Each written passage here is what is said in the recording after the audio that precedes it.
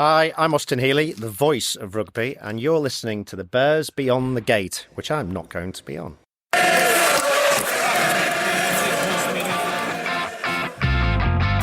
You're listening to Bears Beyond the Gate, a Bristol rugby podcast made by fans for fans. We're three friends who love the club, the game and all things Bears. This week we talk over the narrow victory against Chiefs. Miles said last week that it was going to be a ding-dong derby, but was it more ding than dong, or was it just a bit of both? Either way, it was an ugly win, with quite a few talking points on and off the field. The next game is Gloucester away, next Friday night, and it's going to be another trip for the flag. The Cherry and Whites haven't had the best of starts, so we hear from Ed Price of Cherry Jam podcast fame, who gives us the lowdown and his thoughts on how it may go. All this and more, I'm Pete, and I'm joined by Lee and Miles for a cheeky beer and a bit of rugby banter at our spiritual home, the Bristol Beer Factory Tap Room Studio Bar. Well, boys, Chiefs came into town, and Miles, you went out of town because you were a bit scared because you heard that there was a massive coach coming from Columpton. Exactly. Went the opposite way down the M5. So exactly. Was your pecker down or was it up? Pecker down initially. Pecker was down.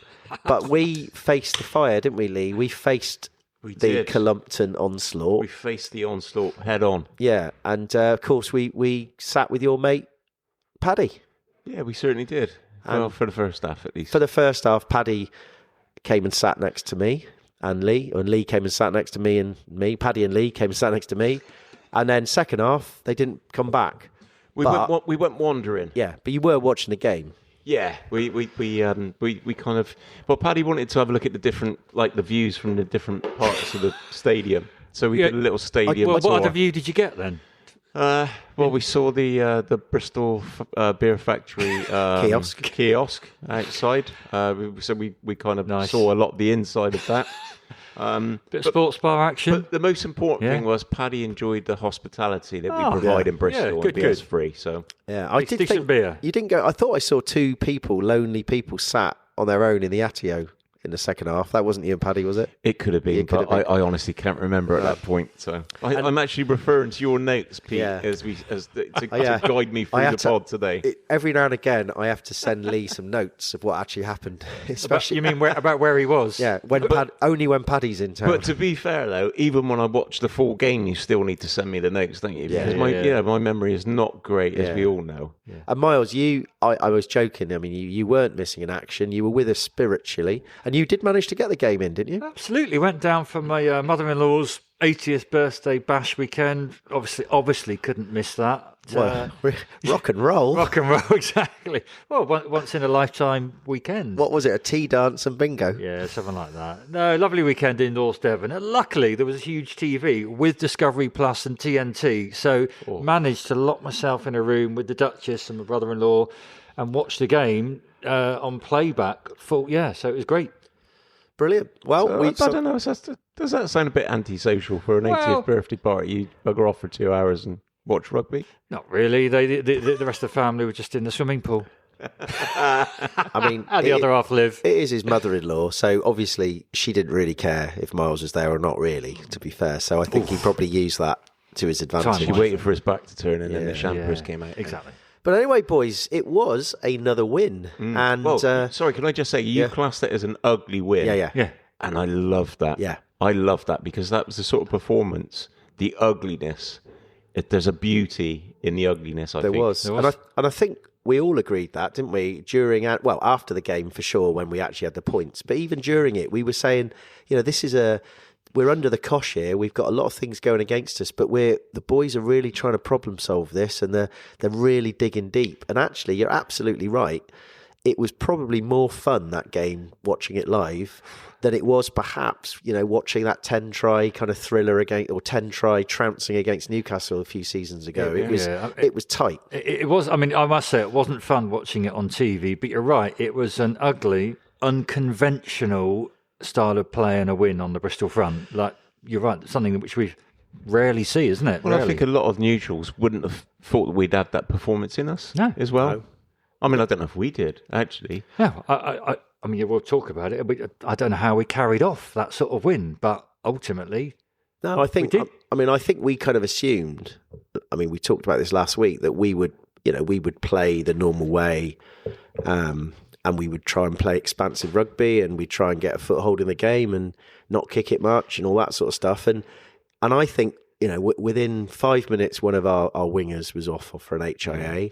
Yeah. We then had to get someone else out in, and then someone in and out of position, and then we had someone else come in. I just think that ultimately our back line ended up being a kind of so patched together, and none of them having necessarily played much together as combinations, that I think we were forced on the pitch really to go back to a bit more of a basic sort of ugly, dirty, forward-dominated game.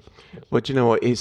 Pat has this big ethos on having players that are versatile. And I mean, that was really proven on Saturday, that we had players stepping into position. At one point, Pete, we were like, well, who's on the wing now? And do you know what I mean? You didn't know, but that is the beauty of versatility, is that we've got players that can play in different positions, and we still made it work. I loved it. I thought it was brilliant. Well, look, we before we carry on and talk a little bit more about it, we do love it when we get heralded contributions from listeners. And this week, I didn't put out a short, sharp summary. I just thought I'm just going to see what reactions come in, and we did get a few reactions in from our kind of standard people, and I will probably talk about those a little bit later. But we did get a kind of a voice note from one of our long-time listeners who we meet a lot down the pub, Dan Masters, and he felt obliged. I think he was so moved by the game and what he experienced that he felt committed to send us a voice note, and I feel like I have to play it. Yeah. Oh, he was in a good place, wasn't he? It was brilliant. It was a good place. So what I think we'll do now is we'll play Dan's little voice note that he sent us from after the game, and then we can carry on talking. So here it comes. Bears Beyond the Gate, it is Dan Masters at Spaniel Masters here. I am sat outside of the lovely junction, Bristol Beer Factory junction, looking across the docks. The Matthews in front of me. I've got a nice pint of Vienna Flight, as discussed by you on the pod.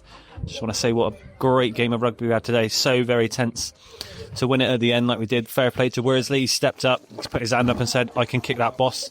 Don't worry, you leave it to me. Fair play to Fitz. He stood his ground. He told the ref that he was right. Of course, he's always right. How the ref could not see that, and nice to see that Rosie has turned someone over for us for once. It's my first time doing a little voice message to the pod. I'm hoping you can put this one out. I won't swear, I promise. I've had a few, but happy days. Missed you guys down there. Didn't see any of you down there today, although I think I saw Lee in the beer factory, but didn't get a chance to say hello. Next time I want to see all the hankies waving. Where do we get our hankies? Happy days. Take steady, boys. Ta-da. Right, well, there you go. There was Dan.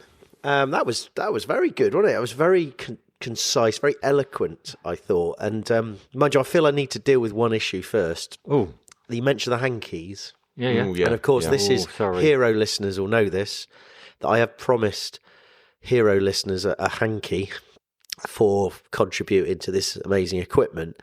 But I've just realised I have absolutely no idea how I'm supposed to distribute these hankies. So I think the hankies will happen. But I kind of got the impression Dan really wanted one to wave around at the game. So I'm going to have a little think about this. Maybe it's got to be like sports bar or just outside the sports bar after a game. The next home game, we'll bring a sort of tub. And I'll just say to everybody, if you want a hanky, it's in the corner in the certain location that if you are listening to the pod, you know where it is. And if you're not listening to the pod, you won't know.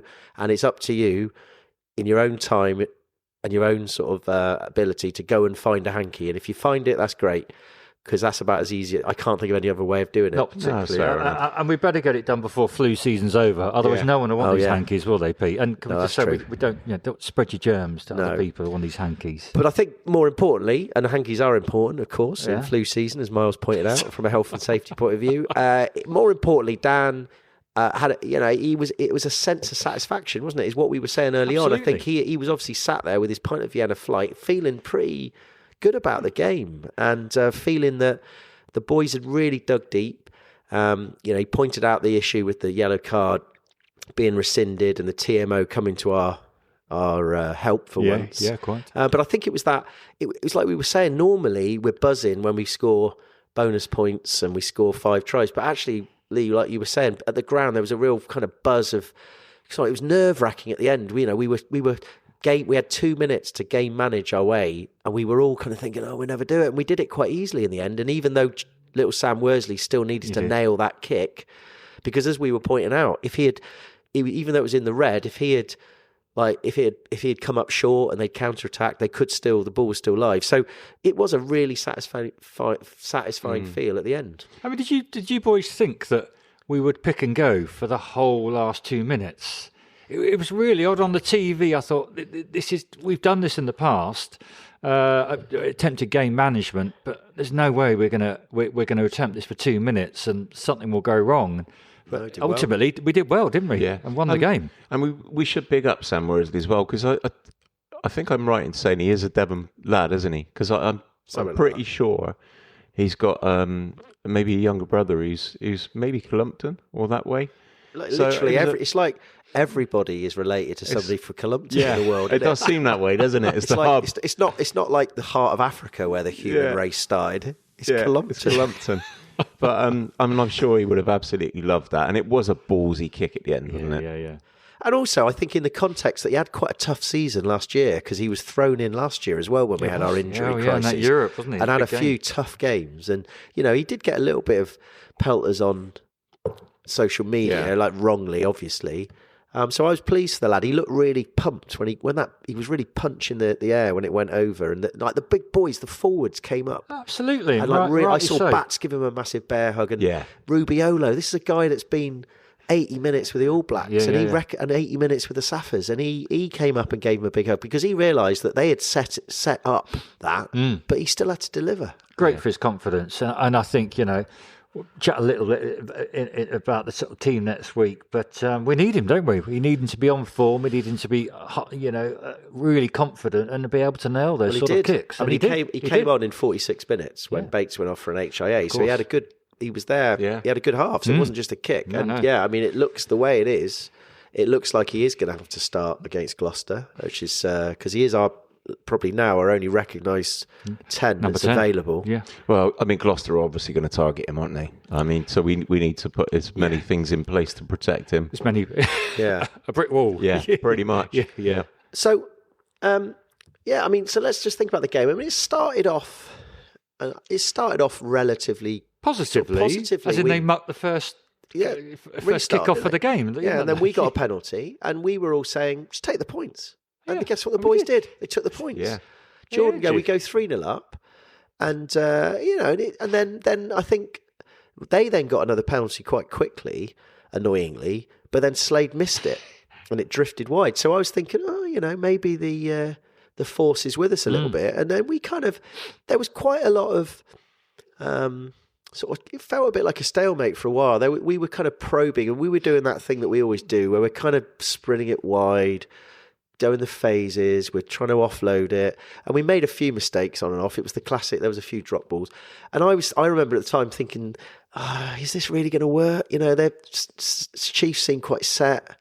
They seem defensively. They're just going to do what all these teams do. They're just going to force us into mistakes. And I was thinking that, and you know what happened? As I was thinking that, suddenly we break down the blind. I see Bill Matter running the 100 metres in about 10 seconds with Joe Batley kind of screaming behind him. And we score. And of course, I felt really bad because I thought, that's the whole point of the system, isn't it? You probe and probe and probe and probe, and then you find a weakness. And find the biggest man on the pitch. And it was a classic because then I looked it back on replay, and it was a brilliant little bit of play. It was a tip-on pass from somebody who drew the man, tipped it on, and then Stephen Varney bit in because of it, and because he bit in, Matter was left. And it was just handoff. It was brilliant, lovely handoff, and it was actually it was very much the Bears' way. One thing I'd say though, there has been a bit of a trend for try scorers across all teams to do these big sort of ash splash swallow dives. How are we going to rate Bills? Well, he's a big man. He's a big man. He's a big unit, isn't he? I don't know. It takes quite a lot of effort to sort of lift himself above a metre off the ground, in my opinion. Yeah, he was probably the one player in the team you'd think wouldn't attempt that, because, I mean, like you say, he is a big old unit. But I thought it was averagely done. It was 5 out of 10. Oof. Because I felt I could see Bats screaming behind him. Like Bats was like Yeah, punching he was the air. waving his arms. And now I think Bats was saying, "Do it, do it, do it." Ash splash, ash splash. And Mata couldn't help himself. And then just as he was about to push off, he thought about Pat. he wasn't committed to it, was Not he? really. He thought, I think in his mind, he thought, what happens if I drop this? Even I'm scared of what Pat will say if I drop it. So he kind of pulled Coach Pat. So he kind of pulled out. I thought it was he pulled out because Which in a lot of ways is obviously quite sensible. very sensible. Yeah. Very sensible. So anyway, so well done, Matt. Well done, Bill Matter. It was a great Yeah, it was a lovely. great try. Absolutely lovely try. And actually at that point, I was thinking, oh wow, this is it now. You know, we're gonna. I felt confident then. Yeah, I didn't ever get that feeling. I think it was because, like you said, the Chiefs were they were set up to kind of nullify a lot, weren't they, as well? And I just kind of still got that feeling, but maybe another try in quick succession. But that's what I felt. Then I would have felt I thought we might comfortable. score again, and I thought I don't know. I just felt, having been a bit kind of negative in my mind, saying, "Oh, we're not going to find space." Then we suddenly found it, and I thought, "Oh yeah, come on, have faith in the system, trust the process."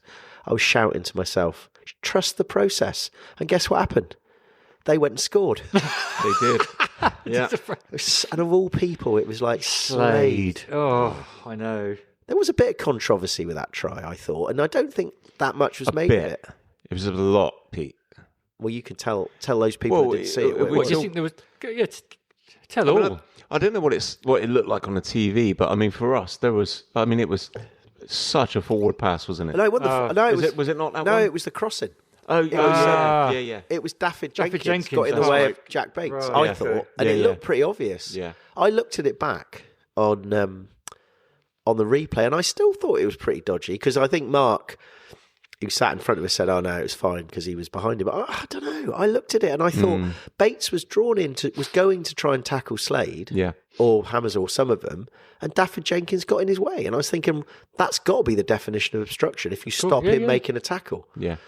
So anyway, I mean, I do think actually. I mean, I'm not one to blame referees, even one, but I did think some of the officiating, was pretty shocking on Saturday. My only caveat to that is that as an officiating team, you could argue they did quite a good job because they actually got the decisions right eventually. Yeah. And if you say the TMO is part of the team, You're right.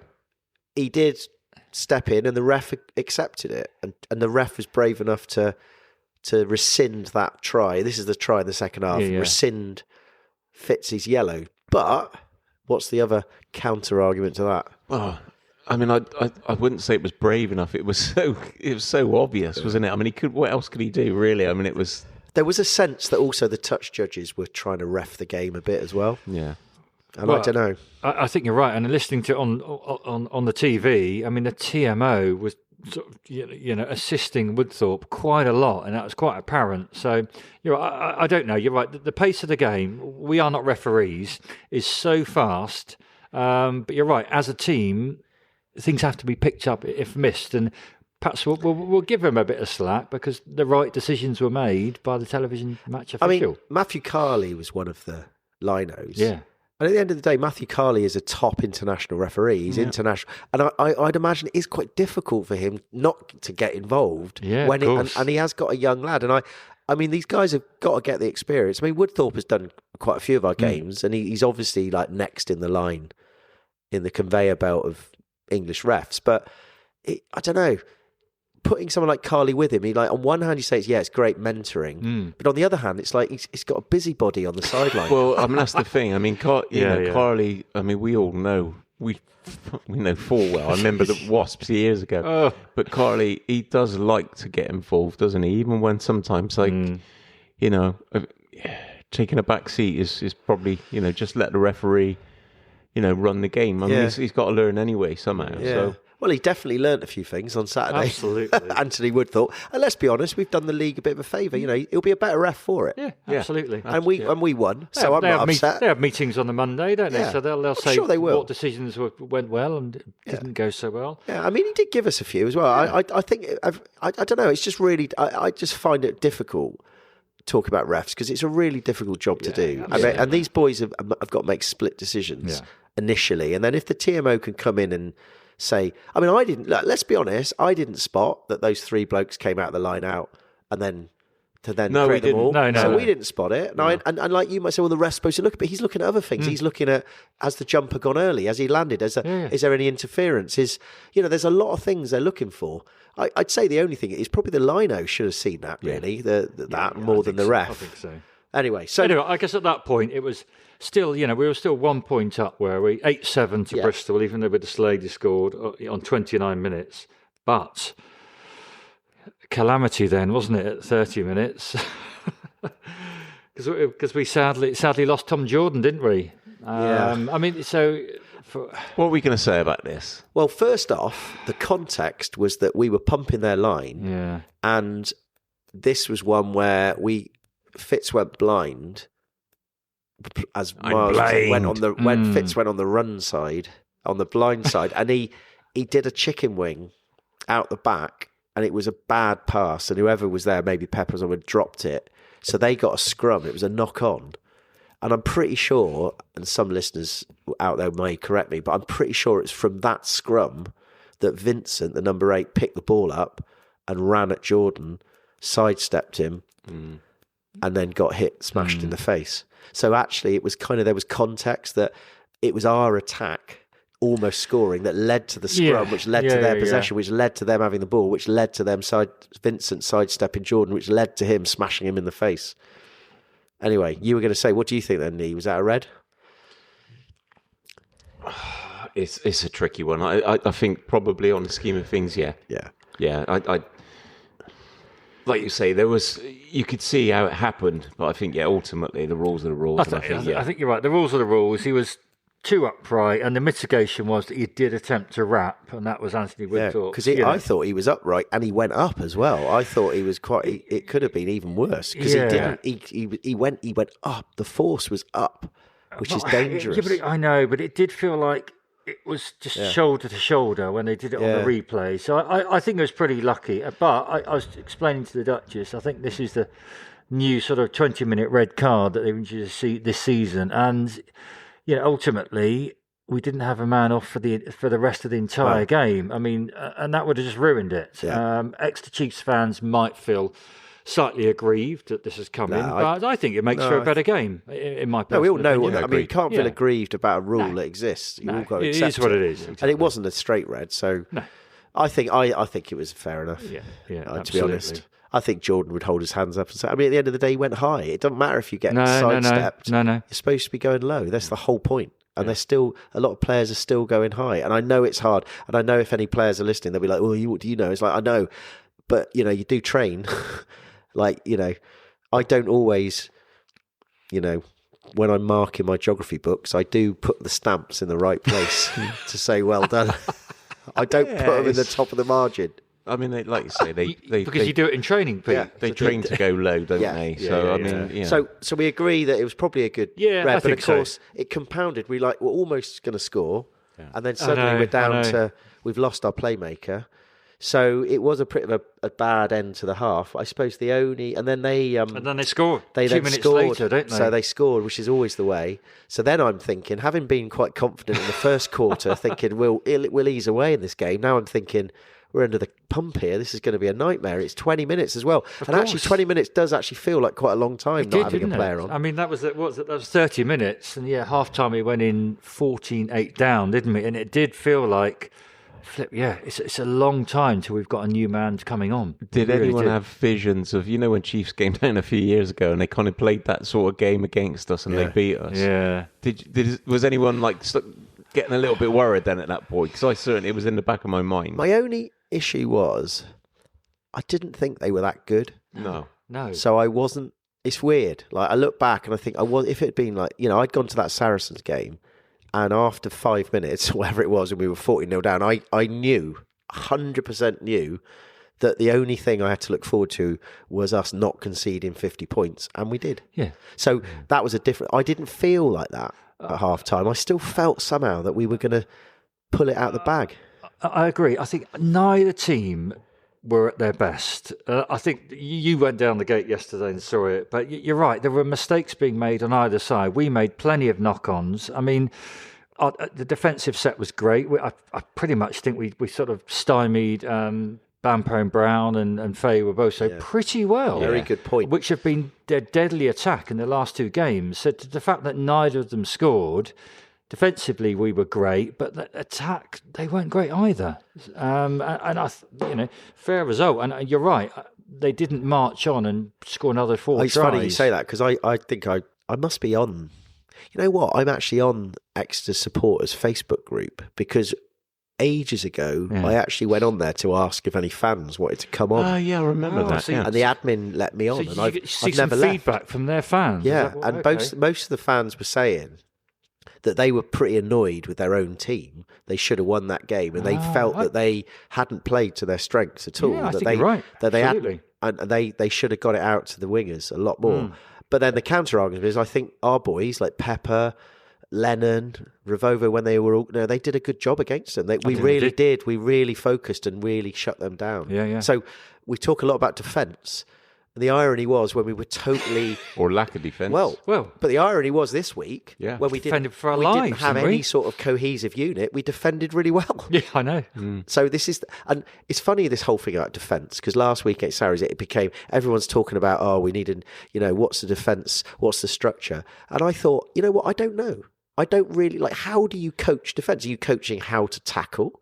Or are you coaching what to do in certain situations? I mean, it's like formations, isn't it? It's like when we haven't got the ball, obviously, you've got your formation, you set, but it was so gritty. I did love it. I thought it was great, and it kind of shows that also defence isn't just a structure formation. It's a kind of peace of mind, isn't it? It's an ideology. It's it's like they say when if your kid gets stuck under a car, you find the strength to lift the car up. Yeah, like this thing. Right, you're watching the Hulk or something. Well, you know what I mean. But I've heard this. Like if you find a power from somewhere, and it was almost like that's what we did. The one thing that I loved as well is every player had each other. They all had each other's backs. Yeah, I think you're right. And that kind of that will stand us in good stead, going into the season. Especially since you think some of these players like. Max Pepper has only just joined. He's not integrated. Carrington, even though he only lasted like 2 minutes, but we haven't got a cohesive, really. Oscar Lennon's come in from on the red eye from like the US. Absolutely. And he's, he has been here before, but they basically rang him and said, we ain't got enough kit. Can you just bring your old kit with you? Even though it's got Habu and 2 good international on the front. That'll do. So it's quite even better. That's what I'm saying. It's brilliant that we hadn't even really... It was almost like they was just like, boys, it was just... The defensive structure for today is fight for your lives. Yeah. Nothing more. Just and it get worked. over the line. It worked. Absolutely. So, anyway, I thought, and I saw Rob Baxter said afterwards that he was actually really disappointed that they didn't score in the first 10, 20, 15 minutes, the second half, when they had ascendancy over us. And they didn't, just didn't, I think we then realised that the only way we're going to win this game now is we have to dominate them up front. We have to get stuck in, and that was the moment, the turning point almost of the game. And I'm not saying this just because it's him, but Dunny comes on. Yeah, Dunny comes on. Santi Grondona comes off, who's a genuine open side. Yeah. But Dunny comes on, goes in the engine room with Rubiolo, Big Pedro, and he comes on. He goes, "Hola." Pedro goes, "Hola," and then Dunny gets his GCSE Spanish out and just says, "Let's go to work." And then Bats goes at 6. In an accent, like hello. And Mark, who is... what's a bit hello. I know Spanish. He's like, no, Dunny just looked at Pedro in the eye and he said, Vamos, let's go. Anyway, Mark sat in front of us, who's a scrum nose. He said to me, Bats at 6, there's going to be some power going through that scrum. Yeah. Guess what happened? Scrum penalty. Yeah. So we got a scrum penalty. Then we I think, thinking it through, we then kicked. Worsley then put in an unbelievable long kick. Yeah. And then Dunny got it on the line out, and we rolled, and Ogre scored. Now, if that's not a turning point, you tell me what is. Oh, I mean, well, we know Dunny's playing for a contract, don't we? And he has been so consistent this season. I mean, it's great. Well, first of all, that obviously the surgery's all gone well. And it is brilliant to have a fully fit and functioning Dunny back into that side. And he did make a difference. He was like a man possessed. The minute he came on yesterday, he brought on some liveliness, grunt. And you're right. Do you know what I like to think? Thought he'd had his shoulder. Do you know what I like done. to think? Yeah. I think Dunny he said we were going. He wanted a response, and he said to me at Sarries, "We got a response." Do you think when he came on, he said, "I promised those boys, I promised Bears were on the gate." And he'll response, never let us down. And he said, "I can't let those boys down." Yeah, He can't. And he did, didn't he? We were his inspiration. Yeah. And you could see it as well after when he came in. He came after the game. He points you in a stand, boys. He came to see us. Dunny came to see us. And I did get neck ache looking at Joe Owen as well, because I didn't realise he is a tall. big is old tall lad. Yeah. I didn't really. Everyone's taller in real life. Like I said, Avon Boshoff last week. He felt like twice my size. Even little Max Pepper. Poor old Paddy needed a step ladder to chat to Joe Owen. He did. Anyway, we're digressing. So we're 15-14 up, aren't we? At 57 minutes, which is, I bet you're thinking, well, we'll push on from here potentially. We've got all our men. Did we have all our men back on the pitch? No, because guess what happened? Of course we didn't. We did. We had everyone back minute. on because Lennon then came on. Yeah, of course. Lennon came on for Jordan. Yeah. So and then Lennon, we didn't score on the pitch, but not but this is actually in the problem. right position. We had Lennon on the wing because he didn't have time. They hadn't really worked out. Him and Kieran Marmion hadn't had time to do rock paper scissors to find out who was going to go scrum half. So Lennon goes on the wing. Suddenly he gets it popped. He's got a yard to score the try, and he gets held up because one of the Chiefs forwards comes in with his finger and lifts him up like that and says, "God." So that was a bit annoying. And then what happened after that? You see, you boys, that's why I make these notes, because I know what happened. Shall I tell you what happened? They then broke, and Pepper got carded for a deliberate knock on. Yeah. And actually, when you go back at it, you think he took one for the team there, because guess who was going to be at the end of that pass? Was Feo Boso. And actually, he probably got a run in. We still have. I think it was one of those. The investigation was we did have a man back on the 22. Yeah. Oh no, it wasn't a penalty try. But the thing was, try. he probably. Yeah. Anyway, so he trotted off. Well, anyway, we did have 3 scrum halves on the pitch at that point. So so we needed one. It's a bit. We needed one of them off. Yeah, it's a bit village to have 3 on at time. But anyway, maybe that's what he thought. So that was the problem. So Pepper's off on a yellow. 60 minutes, wasn't it? Oh, and this is where you know why I think we're then down on the line, and there's a scrum. And this is where I think this is the moment the forwards realised that this game was only going to be won by them, because Gloucester started scrapping. Mm-hmm. I definitely remember Gloucester just started scrapping with somebody for no reason, and then he got subbed. He did. He looked miserable walking off. And then he got subbed, and then I think Jake came on or something. No, Clare Thomas came on, and then they got a scrum pen. And Mark again. Sorry, I've name checked. Mark said this to me. He said, "Why is it that they always bring like your replacements on just about when you're about to have a scrum? Surely you just wait, do the scrum, and then get through it. And it's a bit like lineouts. They sometimes bring forwards on just about your lineout, and you think anyway." So there was a great tackle at some point there from Fitz as well. Wasn't it? Yes, remember that brilliant tackle. Yeah. And then of course this was what all then led up to. They were pumping our line. I mean, we were defending like lions. But then, I mean, on TV, it was, Pepper went off from about 65 minutes to the end of the game. They were pumping our try line for the full 15 minutes. And I don't know, well, we'll chat about the disallowed try, how well we defended that without them. Well, I mean, we did everything. Genji then went off, and we think that might have been an injury thing, because I'm sure he didn't want to leave. No, some little ankle and then thing. they were pumping. Inevitably, a couple of penalties are coming, and then of course we're thinking that's 2 pens.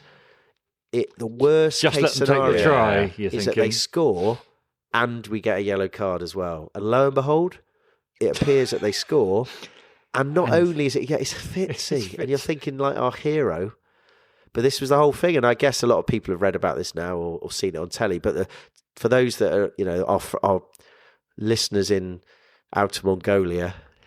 And the Chiefs listeners, and the Chiefs supporters, we'll put them straight. And let's talk this through nice and clearly, for the Chiefs fans. Miles, you were watching on telly. Do you want to do it? Well, it wasn't clear. It wasn't clear real time. Was it even clear on telly? We had no idea what was going on. When the TMO pulled it back. I mean, ultimately, we were about to get a yellow card, and you're right. I said we might as well just let them try, let them score out on the on the edge, and they might miss the kick.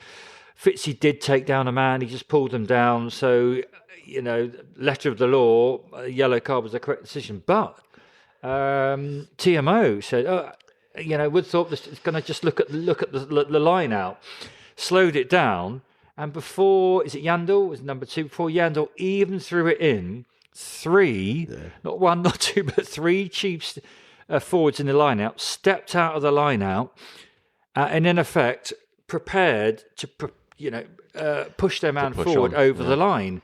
Highly illegal. I mean, that's. But they even then put their arms around each other as well, and then started running towards it, like a running jump into it. I mean, Chiefs always play on the edge, don't they? Yeah. They're very much on the borderline of like that was miles over miles on the edge. But that, even for them, that was. But you have to question the lino. Did he not even spot that? Well, but I mean, we didn't spot it. The stands. You have to question the training ground move that they thought they could even get away with that. Stepping out the line out, 3 of them, to propel their man. It's true.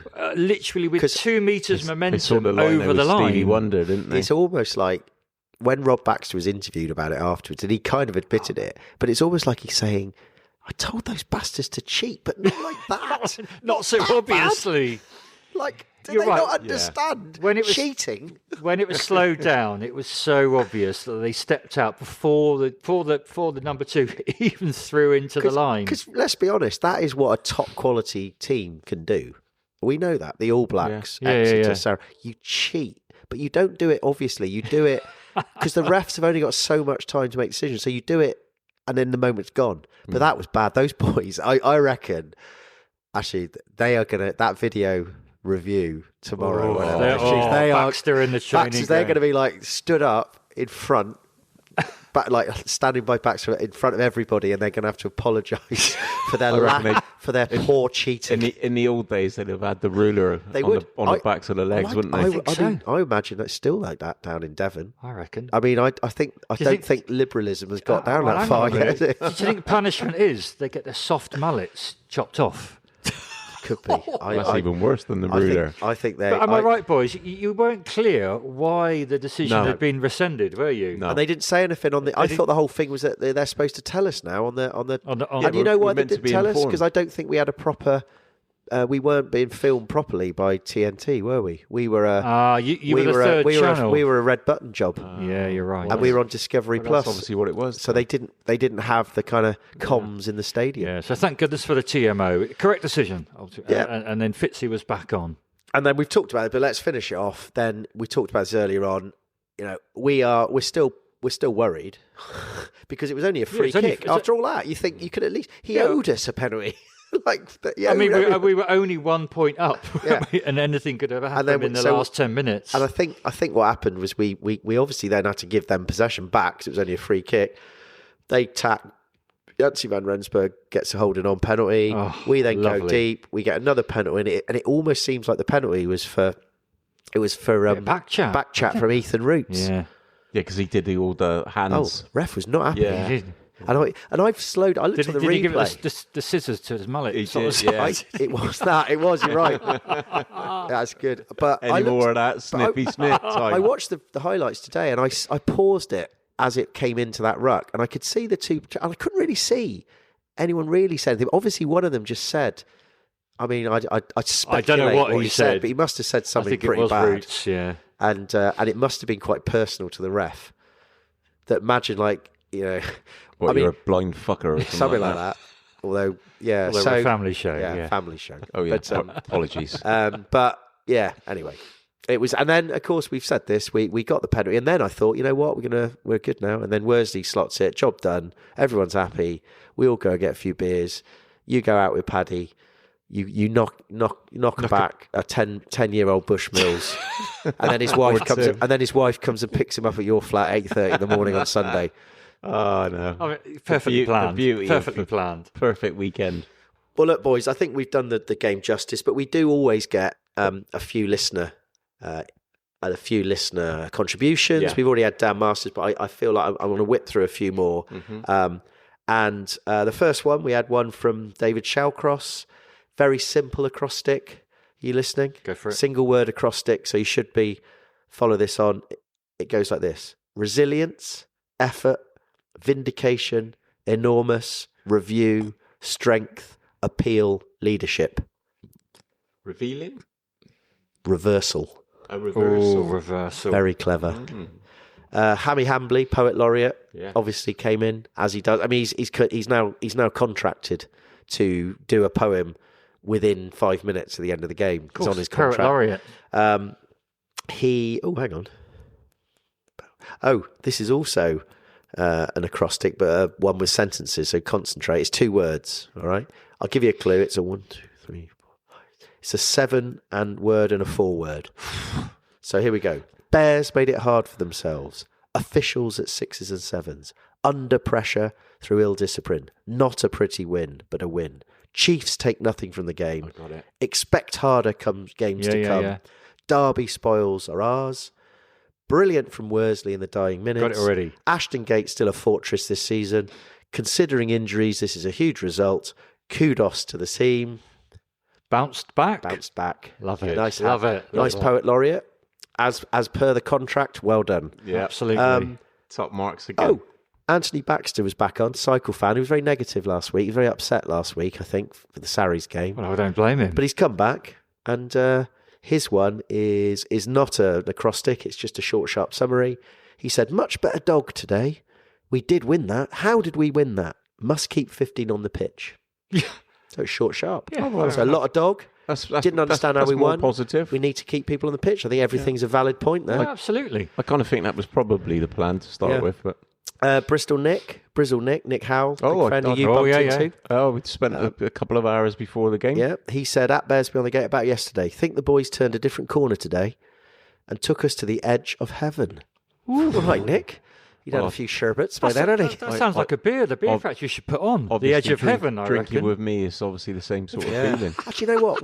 That'd be on the edge of hell, wouldn't it? thinking about this. Just a couple of hours with you. I promise I will come back to Nick. I was thinking about this, what you've mentioned. We should get Lewis to commission a Bearsby on the Gate brew. On the Edge of Heaven. Edge of Heaven. That is an amazing.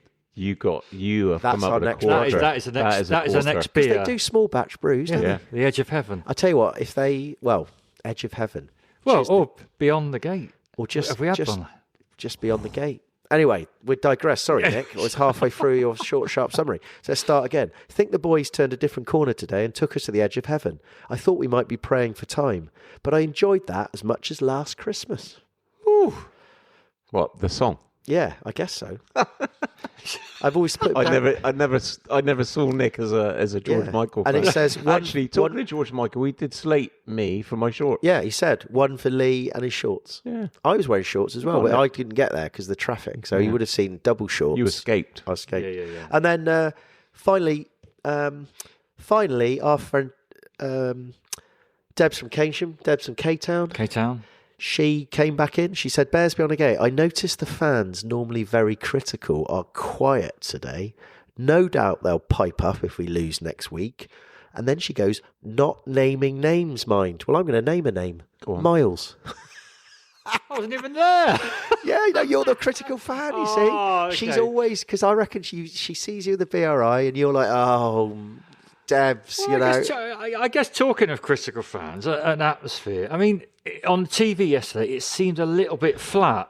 That's because we were yeah, like, I know. But It was a tense game. tapping I ourselves. mean, the crowd was Yeah. just over 15.5k, which was I felt a little bit disappointing for a Saturday afternoon derby. But I Yeah. guess it was tense the whole game. Am I right? Same from the stands. We did what we did when we needed to Bristol. We saved our Bristoling for the key moments, and I think, and actually, when Woodthorpe was going for the blooming looking at the screen with the TMO, we were Bristoling for a life. Yeah, I absolutely get where you're coming from. I think it was one of those games where the tension was palpable. It was palpable. Yeah.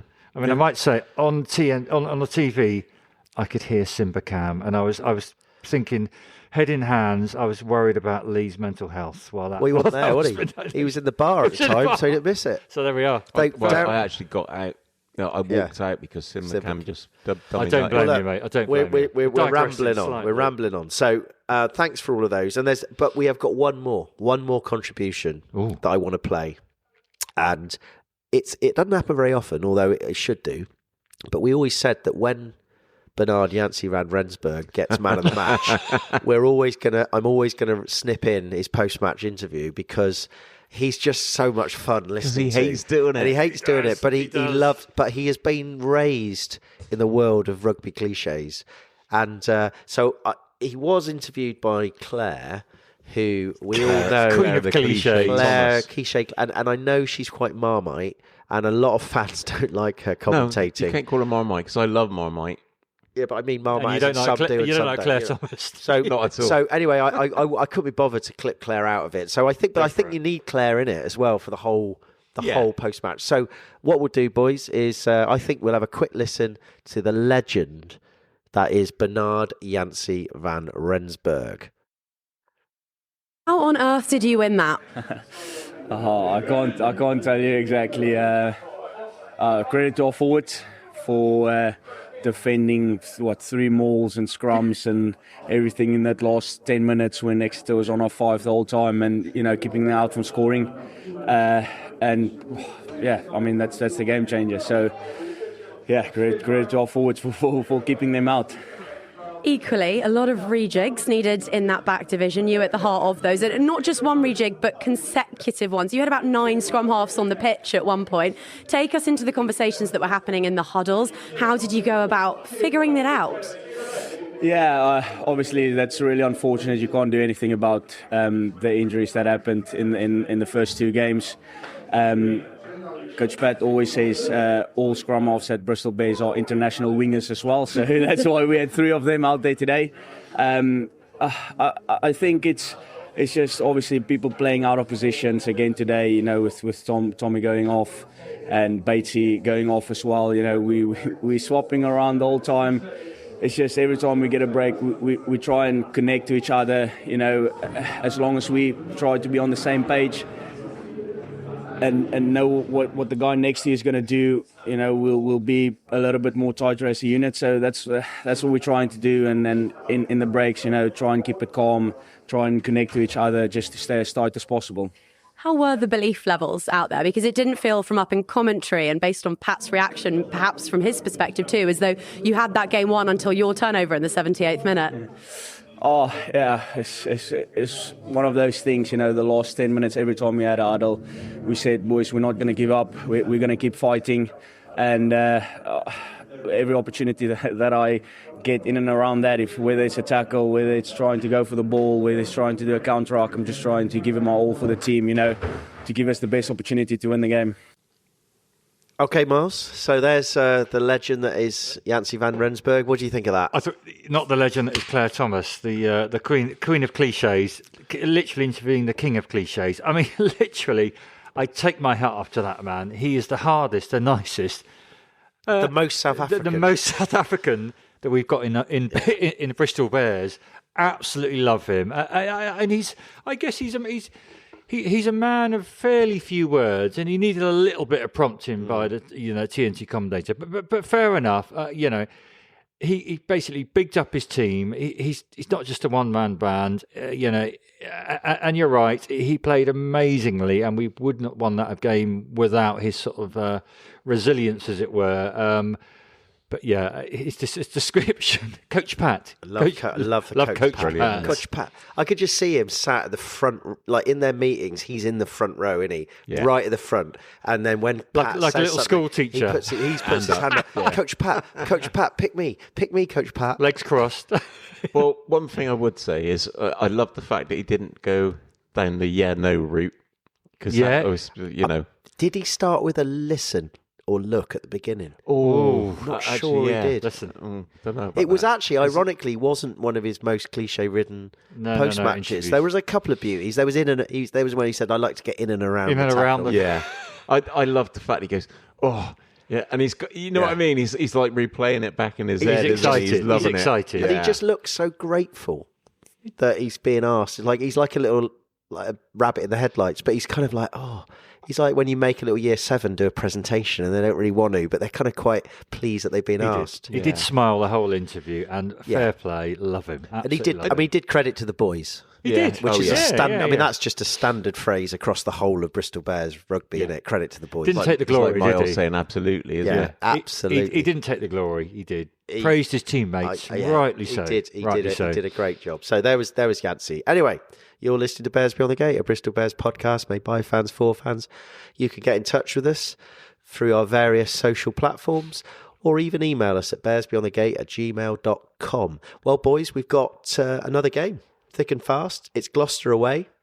They've not had a great start to the season, but before we have a little think about that game, I managed to grab a little chat with a big friend of the pod, Ed Price from Cherry Jam, their fellow Fans podcast. He's always very good, very articulate. So I had a quick chat with him this afternoon and to find out what life's like up the M5. And this is how it went. Okay, so it's great to welcome Ed Price back to Bears Beyond the Gate. He is the head honcho of Cherry Jam podcast, the Gloucester podcast. So Ed, you had a bit of a tough day yesterday down the wreck on many levels. I think you were 28-0 down at one point, which is something that Bears fans can relate to. So, how was it yesterday? Hi, Pete. Yeah, no, thank you very much for having me on again. I always enjoy spreading the cheer whenever I get the chance to come on the pod. So it was a tough day. I mean, no Gloucester fan kind of expected anything other than a defeat. I think if we managed to snaffle a bonus point, that would have been seen as a big victory, and probably we should have done, actually. We did have a few opportunities in that second half, and just our horrendously awful line out is it keeps causing us problems. 28-0 down. I mean, ironically, we were 31-0 down to Northampton the week before. But any chance of a comeback this time was really not the question, to be honest. And there's a bit of a fight back in the second half, helped very much by Finn Russell being a bit of an idiot and giving away a stupid yellow card. There's a few bright points. I mean, I thought Will Joseph was very good. If anybody hasn't had the chance to see his solo try, it's a pretty remarkable finish there, and he was also instrumental in setting up Gloucester's second. It's this season so far has been pretty abject, very average up at Sale, and got beaten up. Northampton, you probably would have seen, it was just chaos in the first half. Managed to get back in front and then ballsed it up at the end. And to be honest, in no way did we deserve to really win that game. It was Northampton almost capitulating that gave us an opportunity there. And then it's the first time I've been to a Gloucester game, really home or away, where I've actually gone and thought we have absolutely no chance. And that was how bleak it was yesterday. There was a lot of Gloucester fans kind of thinking if we can keep it below 40 points, we'd have done well, which we did. If we could have got a bonus point, it would have been nice. But just overall, the experience has been a decade since I've been down at the Wreck, and I'm not rushing back to go again. It's a dreadful ground, pretty average people, no atmosphere. And that was really remarkable. I mean, you'd think for a side as good as Bath are, and it hurts me to say that, they're a wonderful side. They've got some fantastic players. And Finn Russell was imperious at times yesterday. There was no atmosphere. You could have heard a pin drop. I actually did hear the burger van in the first half. It's a dreadful place to watch rugby. I mean, I know they've got their they've got their planning permission in, and I think we were mentioning before we started recording it. When they do get it all sorted, it's going to be a benefit to not just Bath supporters but all supporters of rugby who decide to go to hand there again. 15 minutes it took me to get out the stand yesterday. So from a health and safety point of view, crikey knows what happens if there's an emergency. Just a dreadful place. No redeeming features or qualities at all. Wow, so it was worth the money then. Thankfully, I got a freebie, so that's the only reason I went. It was a freebie. It was a freebie through my brother-in-law, who very, very luckily works for the title sponsor of the Prem, and he gets entered into a prize draw, so we got tickets through him. But yeah, I wouldn't be spending £100 to go and watch rugby there and jog on. So you did mention that you've had a bit of I think you said abject start to the season, and I mean, obviously, interested Bears observers will know that you lost a few players over the summer. I mean, is that the main reason why you think you've started slowly, or there are other factors?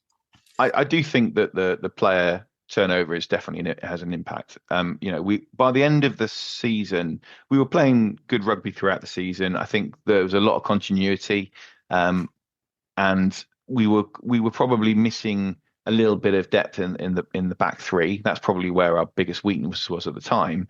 And what we've done now is we compounded that by having no depth at all at back row.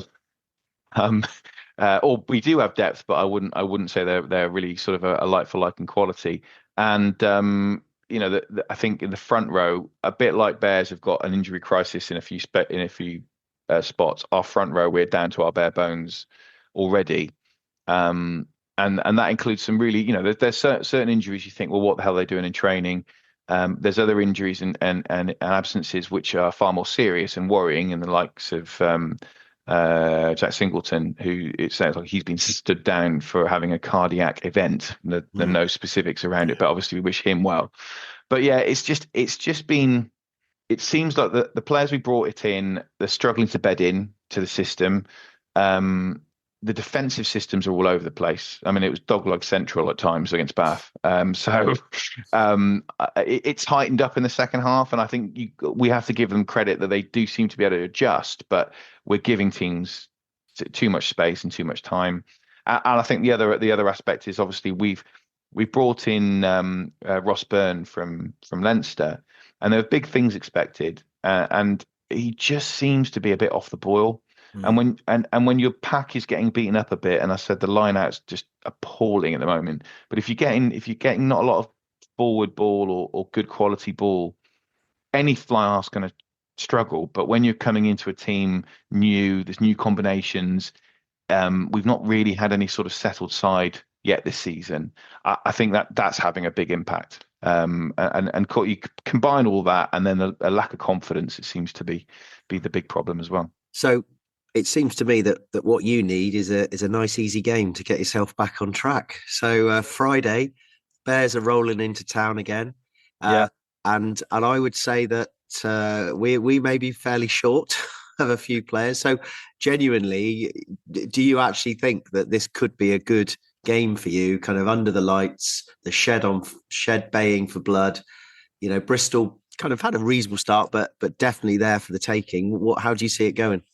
I think if I was going to choose one of two sides to be playing at this point, I think Bristol would be one of them, just because of the sheer number of injuries and the total and utter decimation of your squad. I mean, it's horrible, but as a neutral and as someone who's obviously we've got you this on Friday, it's good that we're not going to have to probably face Reece Samet and a lot of your other better players.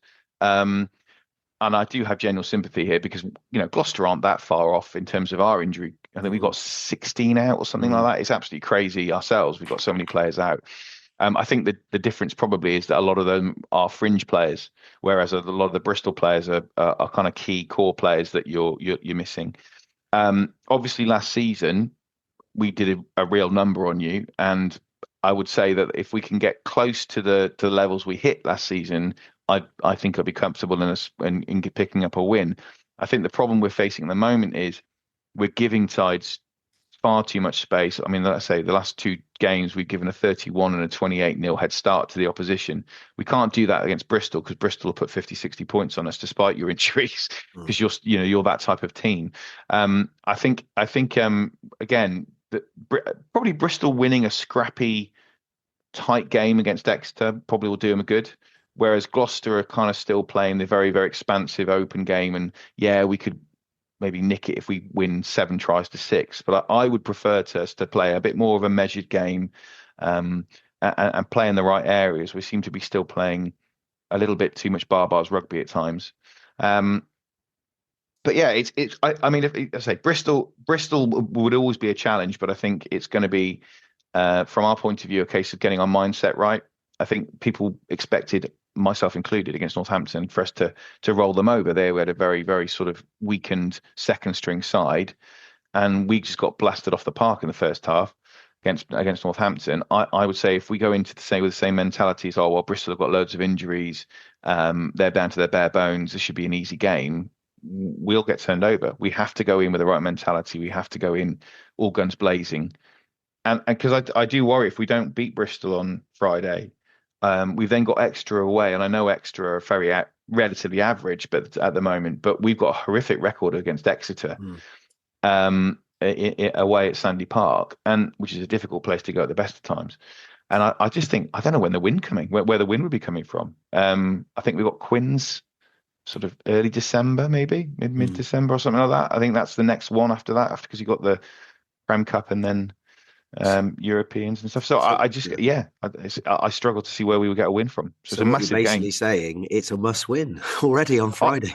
I would argue if we want to have any sort of anything at all in terms of later in the season, we need to win on Friday night. And I mean, the thing is, obviously, Pete, both you and me, we might be called up at this rate with the number of injuries that we're experiencing. Well, you did say they're short in the front row in both. Yeah, teams. I mean, they'd have to be very desperate to call me up into the front row. I think there would be probably there's going to be Eldo pensioners who are going to be ahead of me to get. I was just thinking more about weight, and heft. Actually, you're a pretty slim sort of guy. That's very kind of you. Thank you, Pete. Thank you very much. That was the reason I wasn't going to get in the front row. Thank you. It's going to be. I think it's going to be an interesting game, and no doubt we will. We will talk about this on the pod after we've inserted your little bit of audio. And I'm sure if you want to hear what we say, then tune in to Bears Beyond the Gate on Monday and find out our thoughts. But I really appreciate your time. It's always good to talk to you. I know our listeners very much appreciate hearing from knowledgeable opponent fans. And we look forward to, we're coming up actually on Friday. So we may well see you in the Pelican again like we did last time.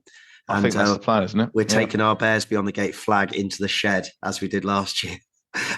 So it got hidden pretty quickly, though, didn't it? Did. Although I've got to say, I did go to the toilet in the first half, came back, and then held the Bears Beyond the Gate flag up facing the shed, and got roundly abused, and that was exactly what I wanted. So it was a good laugh. Anyway, on that note, I will say I bid you farewell and look forward to Friday. Yeah, may the best team win. Thanks, Pete. Absolutely. Cheers, Ed. Right, so there you go. That was Ed. Gave us a pretty honest assessment. I think the irony is that they're in a pretty bad way, but the irony was that he said that probably we were one of the teams they would quite like to face next Friday, given our kind of state. Well, we're in a worse way. Yeah. I'm not sure in a worse. Well, who knows? But anyway, we have got. I think, as we know, our back line. Although I think forward-wise, the glimmer of hope for us was that he was pretty down on their set piece. Their line out apparently looks terrible, and their back row he didn't have a lot of time for. And actually, I would say those are our two massive strengths at the moment. So that's got to be the target areas. Our only strengths at the moment. Yeah, I mean, I think we're gonna play a pretty dirty, ugly, forward dominated game. I don't necessarily think it's going to involve a lot of kicking, but I just think we're going to be able to the forwards are going to step up and dominate, and that's the way it's going to go. So on that note, I reckon we should just have a quick chat about what we think the team is likely to be, which of course is a changing, movable feast because we don't quite know about injuries and who may be coming back. But who do you think any major changes from our starting 15 this week for next week? I mean, I guess the one that stands out is Superman, Mr. Superman, Luatua, because we didn't really know why he wasn't. Yeah, he wasn't on the injury list. Do you think he's going to come in at 10 then? Yeah, probably. And to be fair, he could. That's could why he play was it. away. I Could. saw him at Greville Smythe Park practicing his spiral kicks. That's why Pat gave him the day off. Yeah, I mean, I don't know. I could see maybe if he's, maybe I don't. Maybe on we the don't bench. normally We don't- rest him, but I guess he is of a certain age now in rugby terms. But So he could come into the back Potentially, row, yeah. couldn't Yeah. he?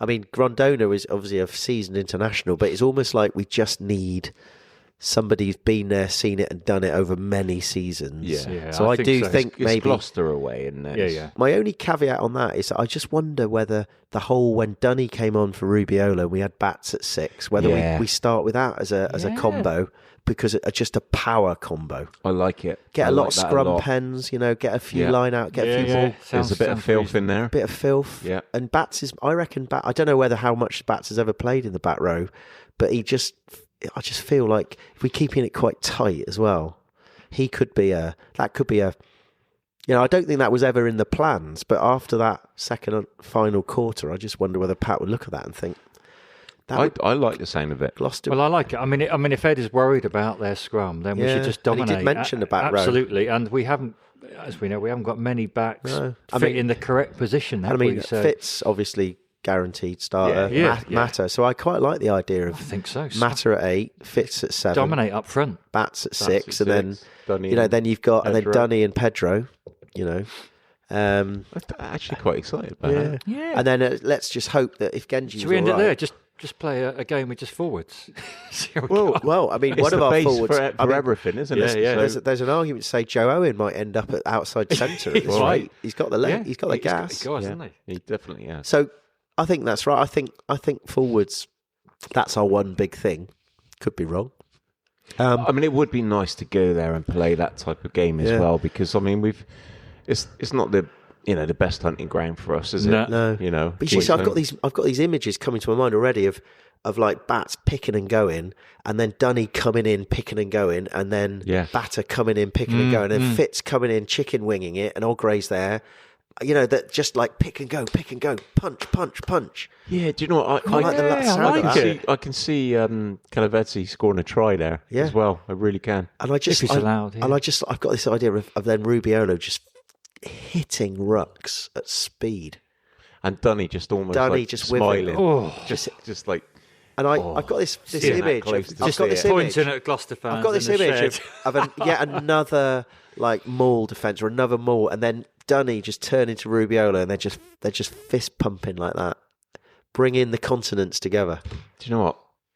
I think Dunny's going to score a try as well. I feel like I it is. really feel like Dunny's. It's going to be set up for Dunny to go Right in over. front of the shed. So I I think that's Yeah, I sorted. think so. And then anything in the backs. I mean, the backs is like we're not even sure who's going to be available and if they're going to be.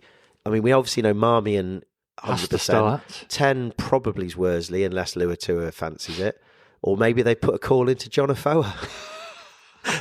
Come back. Janse Van Rensburg, obviously Bernard at 12, 13. Are we going to have to put Ravovo back at 13? Because I can't, unless Bates comes back, I can't think of another 13. No. I don't know, to be honest, as well.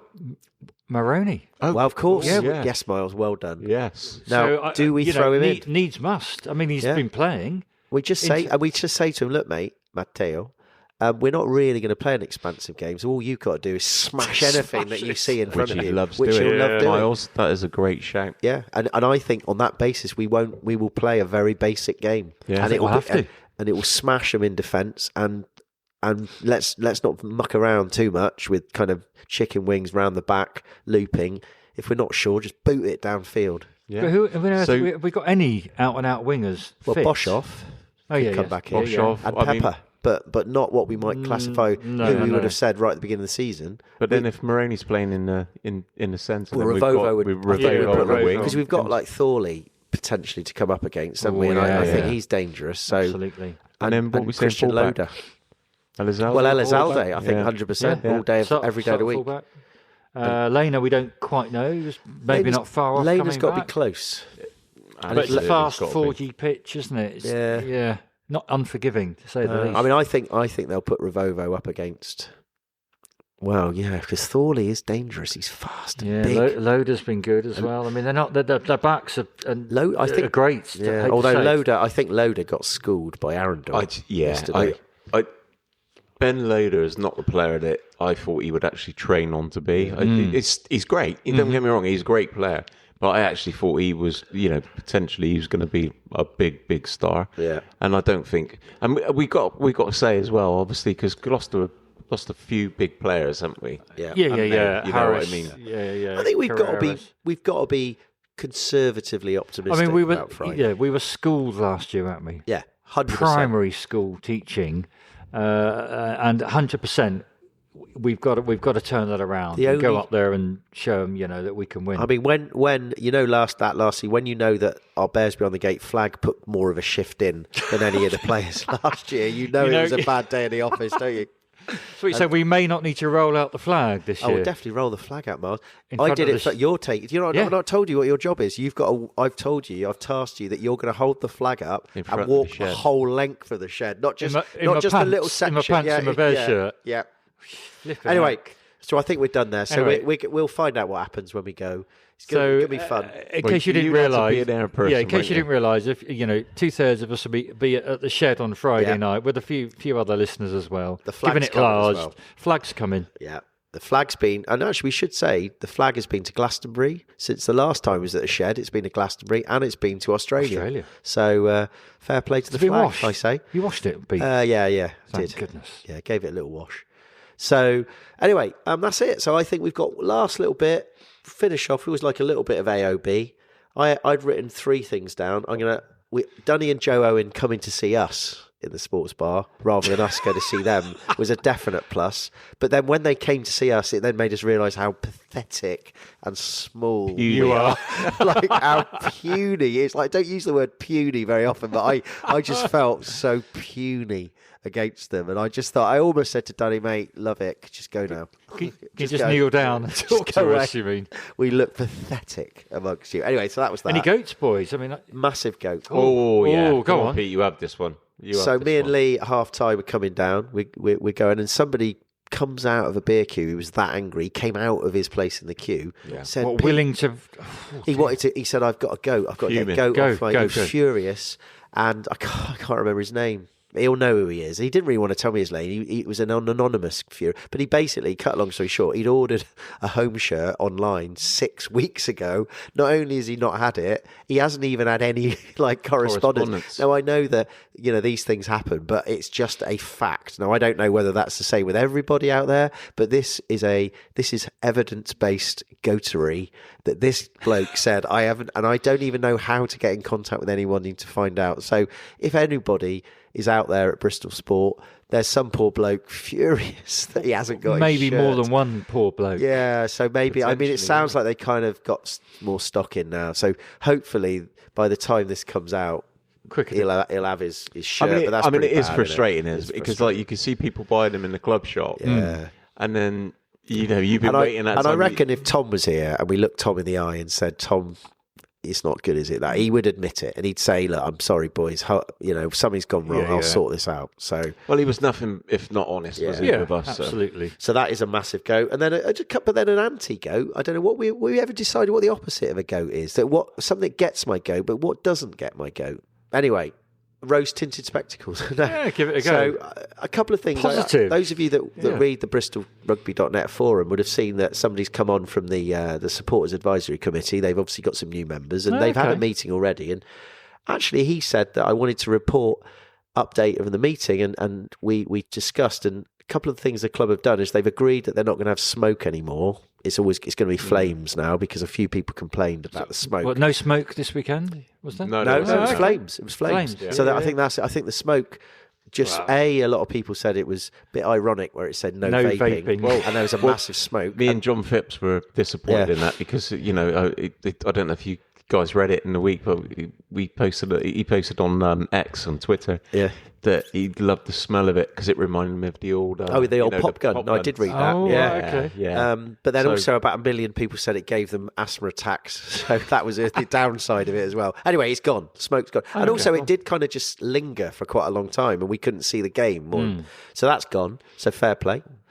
Second thing, they've decided that they agreed that there shouldn't be any kind of frivolous sort of interludes when there's a serious injury, because we did make the point that when AJ's Achilles went, they then used it. They did air guitar camp, and I think that's been accepted that was wrong, and they're going to agree that they'll only do that when there's kind of natural breaks in the play. Okay. And then the third thing was, a lot of fans have said if you're in the Dolman, you can't see a shot clock because the only shot clock is in the other screen by the Atio, so everybody else can see it.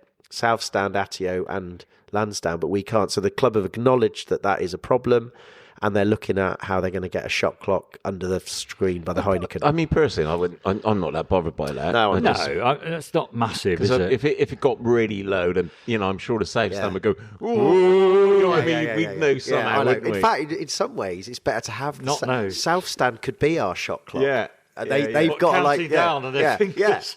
So actually, forget about that club. Don't get a shot clock. Just count. Just get the 10, South Stand to count. 9, Yeah. So 8. South Stand, that's your challenge. Next home game, I want to hear you counting. Count down only from shot 10. clock. I think that's sufficient. Yeah. And then finally, it's not really a goat, but Lookalike Cam was back on again. Oh, yeah. Did you second half? Did you see it? Was it any good? Do you know who it was? I did, yeah. It was Alan Carr. It was Alan Carr. But he's already been on, hasn't he? Or something there before, because he looked like he knew he was so much. I almost thought it was Alan Carr. If he hadn't been in the Traitors Castle, I would have thought it was Alan Carr. Right. But the bloke was. But the way he looked at the camera, you said you knew that had happened to him before. Maybe not the road, but somewhere he'd already been. I reckon he actually was an Alan Carr lookalike and earned money from it. He was that good. It was so. Yeah, but what was he good. should have done, he blew it because he kind of coyly smiled. He should have done a big old Alan Carr. Yeah, should have accepted his fate. He ruined his moment. Should have accepted it. He had 15,000 people, and he could have done a whole. Like Alan Carr does.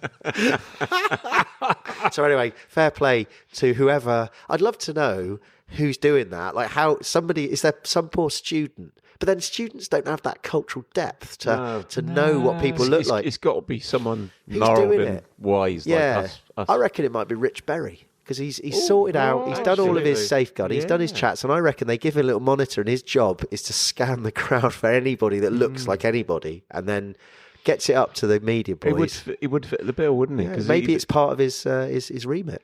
I mean, let's just say, on a positive note, and laughing aside, it's great that we have the supporters advisory group, and that the club have engaged, and that they've made some changes which fans have. Been aggrieved. So full marks. Yeah, full marks.